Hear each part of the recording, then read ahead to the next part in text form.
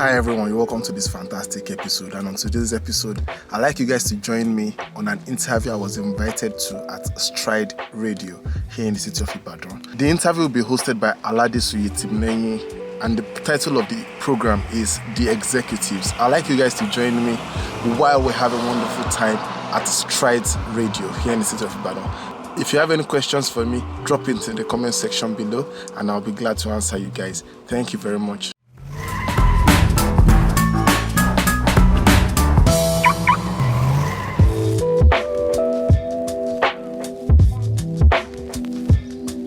Now, ladies and gentlemen, we are now at Stride Radio.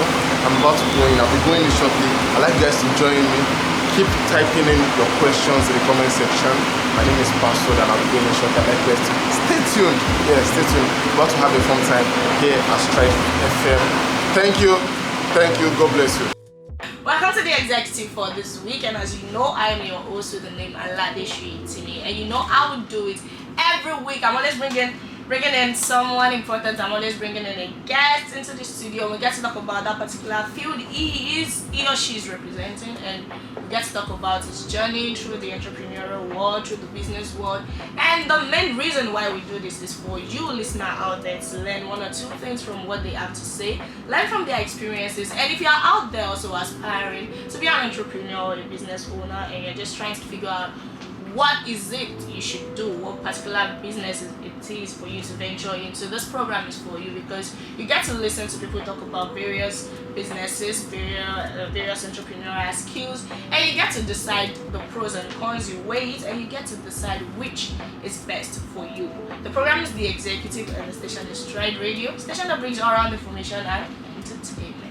So if you want to listen to me, if you want to hear what I'm saying, all you have to do is just get your people to download Stride Radio app from Google Play Store or Apple Store. She can hear me no time. So now to the order of the day. My guest in the studio is no other person than Matimagbo. Alright, he's no other person than Mr. Adebayo Ibrahim, and popularly known as emcee as well. He graduated from Royal College Secondary School, then for our institution he went to Ladoke at Nitola University, and is a graduate of Civil Engineering Department. Welcome to the program. What services do you render now? Password, emcee password. What services do you render? I render services which includes, but not limited to. I like that spirit. That thing that they say, ask me, give me any job, I will choose the one. I will tell you the one that I cannot do. I like that. But the ones you are doing, go now, I'm into event hosting. Okay. I host events, professional weddings, hosting. And I will not say being a YouTuber is a career yet, but it's something I love so much that I dedicate my time to. In fact, a lot of my time is going into my YouTube and all of that. So that's what I do as a side hustle, which I'm putting so much of my time into right now. But the major thing is from being a civil engineer to being MC as well. What inspired? You're looking at the transition, have you? Yes, what inspired the change? Actually, the transition was not easy, because the transition started when there will be class going on at 1-2 Lecture Theatre. Civil engineering classes, structural engineering classes, and I have to ditch class to go and do wedding, dinner and awards for students like me. Do you understand? But actually, it was a hard decision to take for me, because I had to weigh my options to know whether are you going to feed civil engineering or events. I weighed the option like, okay, what do you want to do for yourself? It was not easy back home too, because they were like, Omotanikola the engineer, now you want to become an event MC. But it's a decision that I took personally, and I'm glad, very thankful to God that he paid off at the end. Okay, the fact that you made that decision, was it born out of the fact that, because you mentioned something, do you want to feed from being a civil engineer or an MC? So the fact that you transitioned and you chose MC, was it born out of passion, or was it born out of the fact that you just wanted to hustle and just make some money? Actually, it was not out of hustle, it was out of passion. I talk a lot. I can talk for hours without being bored. as soon as one topic is coming, another one is coming, and on and on and on. So I met someone, Mr. Temitope, we call him Honey Tongue. I met him. So when I met him, he spoke to me about how I can monetize being a talkative. Let me put it like that. Yeah, exactly. Then we started with Humor Mongers. It's a comedy group where we act, stage drama, like that. But he is a professional MC. So I started following him to events. So it was through him I met Dr. Smile. Okay. So Dr. Smile was the one that now took us to the outer fields. Through Dr. Smile we met Bengali Nika, met Alibaba, met top shots in the industry and all of that. So, Okay, but now just to take the edge off the view a bit, are you aware that a lot of people call you Paso? am I aware that one? They call you Paso. See, there is password. And then there's No. There's a way they write stuffs in the dictionary. Okay. They'll say password, then also comma, paso surprise, passi. Then there's paso, then there's paso, then there's pasoma. Only you. There's something that when they call me and I hear paso, I already know who the person is. You don't even need to tell me that this is the person. Okay. So we have different names derived from password. Alright. Okay, now let's focus on the MC platform now. Yeah. You mentioned the fact that you met Dr. Smile and took you to meet a lot of people. Was there formal training along the way, or it was just something that came naturally for you? Actually, there's something called you learn on the job. Okay. And there's something called you learn when you ask questions. Okay. And there's another one that is you learn through training. True For example, experience. there was, I don't want to call it a seminar, but there's something MC Relax organized like 2 years ago. He called it the Wedding MC. There's something he organized. I attended. That way, if you attend those kind of stuffs, you learn. You'll be able to ask questions. You'll be able to ask questions like, okay, if I face this kind of difficulty, what am I supposed to do? Because as a wedding MC, for example, you are bound to face some difficulties on the job. For example, you are about to call the bride's mom. And she has gone to serve food. And you are meeting her, mommy, and mommy, you're a customer. Oh, she'll call me, no, mommy, I'm in MC. Then what do you want? Then you tell her, mommy, Emma Bonnie, why you and Emma Jolie? Then she like, what you missing? And while you meet one latife, one tea jump, only came out wajo. And mommy has to dance before the couple dancing. By the time you now say, okay, let the couple dance, mommy, you now sit down. I'm ready. Do you understand? So there's a way to go about all those things. But if you don't learn from the masters of the game, you just keep merry-go-rounding in the taxi. What determines a good MC? Because I want you to talk more about that, because part of the reason why we have this program, like I said from the introduction, is for people listening in to probably they are having difficulty deciding their career. So when they get to listen to shows like this, they get to decide which is best for them to venture into. So what determines a good MC? What are the characteristics that make up a good MC? Yeah. Part of the things that makes a good MC, one of them is fluency. Okay. I will not say as an MC, you cannot flow in Yoruba, English, Pidgin, whatever you want to choose, please be fluent. You can actually be speaking in Yoruba, and we've seen Yoruba MCs that are actually good. I've handled an event before that one of the prerequisites the bride gave me was, Uncle, shall they saw Yoruba dada? I said, why? I said, today I want to be there. I said, the guests coming. Can you pay Yoruba nefe? Free. What you boni ko sin the first but I am going to more coin. And that was it. You have to be fluent. Whatever you want to do, just be fluent. If it is English, if you want to be an English speaking MC, be fluent. Okay. Yoruba, if it's Yoruba MC you want to be known for. I have a guy, his name is Asorogbayi. He's very fluent in Yoruba. The guy speaks Yoruba. You know, when your guy is speaking Yoruba, you're looking at him like, what? This is he's speaking Yoruba. He won't get tired. He will be talking. Sometimes, you know, there are sometimes that you feel like, I'm I can write. Sometimes you're like, I can sing. But when you see people that can do stuff, you be like, I'm learning. do you understand? Alright, personal question now. Do you have to be a comedian to be an MC? No.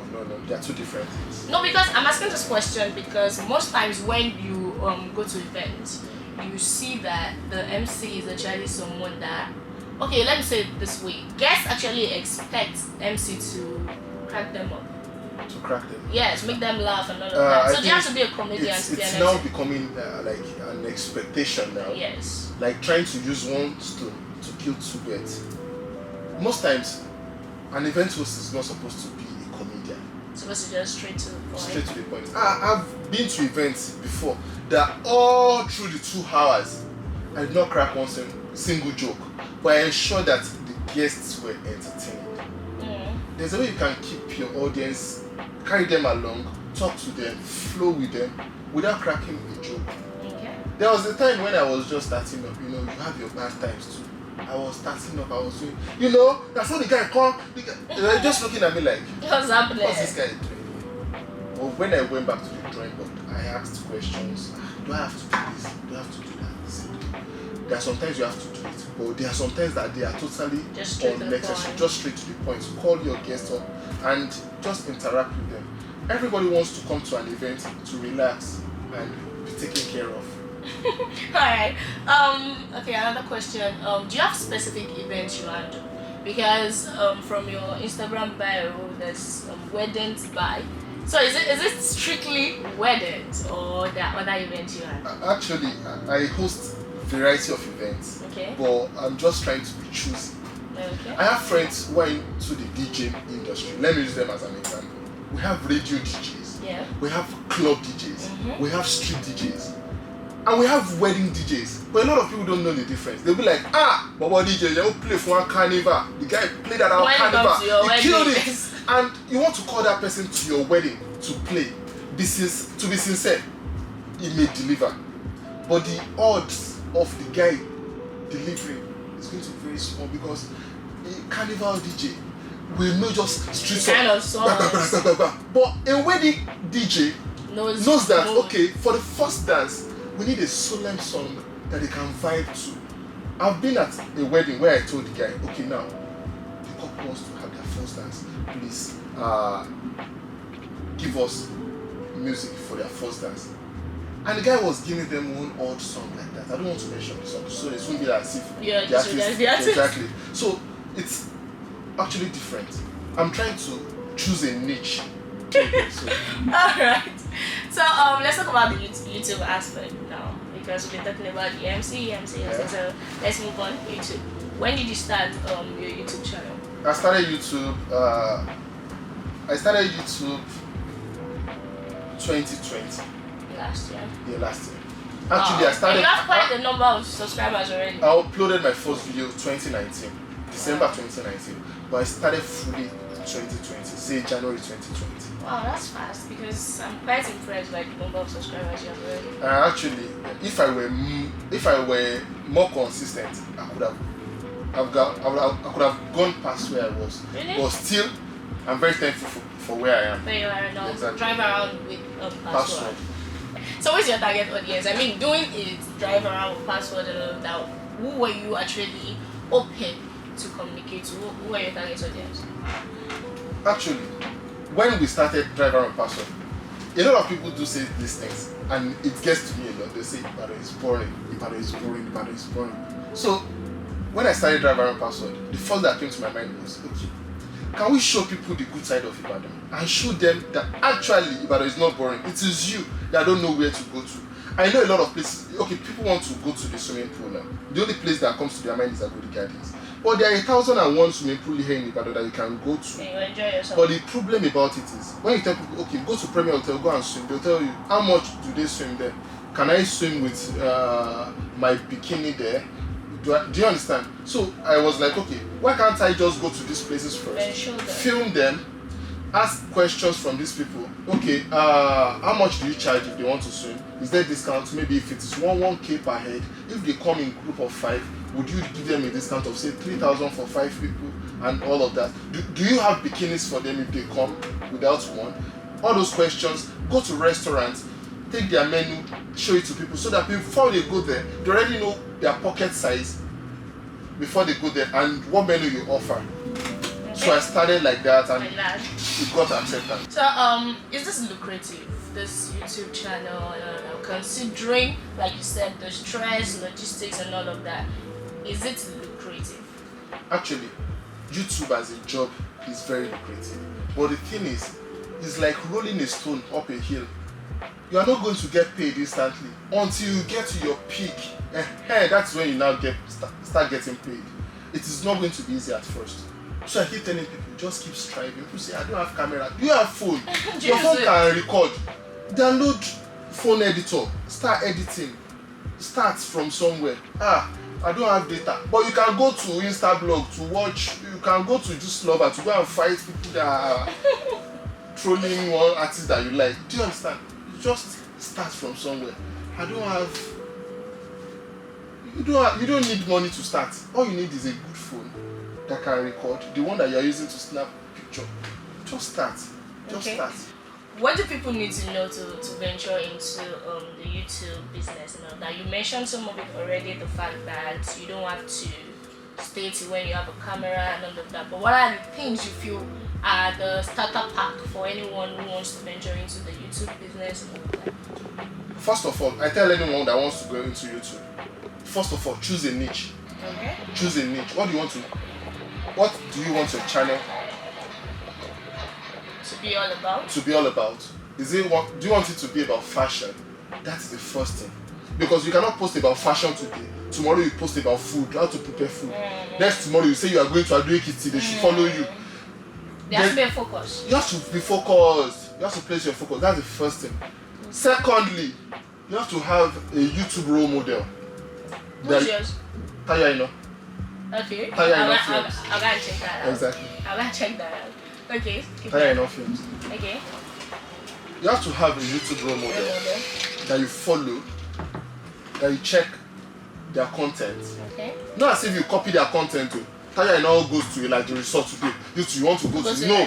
But there's a way their content will influence yours. The way they edit, the kind of sound they use. Do you understand? You check their YouTube. You will learn something new. Video rankings. She gets. I follow MKBHD too. She gets. You watch their content and they inspire you. The way they edit, the way they color grade, the way they use their sounds and all of that. So that way you get better. Alright. So what's your social media platform and your contact if you're willing to share? Thank you. My social media. First of all, my YouTube password live. My Instagram MC password. My Facebook password live. My phone number 080 622 11841. That's my WhatsApp too. 080 622 11841. Thank you very much. Please subscribe to my YouTube channel. Please subscribe to my YouTube channel. Please subscribe to my YouTube channel. Password live. Right, so I'm sure the listener out there learned a lot of things from what you had to share. Thank you. Now for the last part of the show, before we go off, there's just this tiny game you have to play. Are you ready? Okay, I'm ready. Alright, just say the sun. The sun. Shall. Sun. What sun? The sun, sun.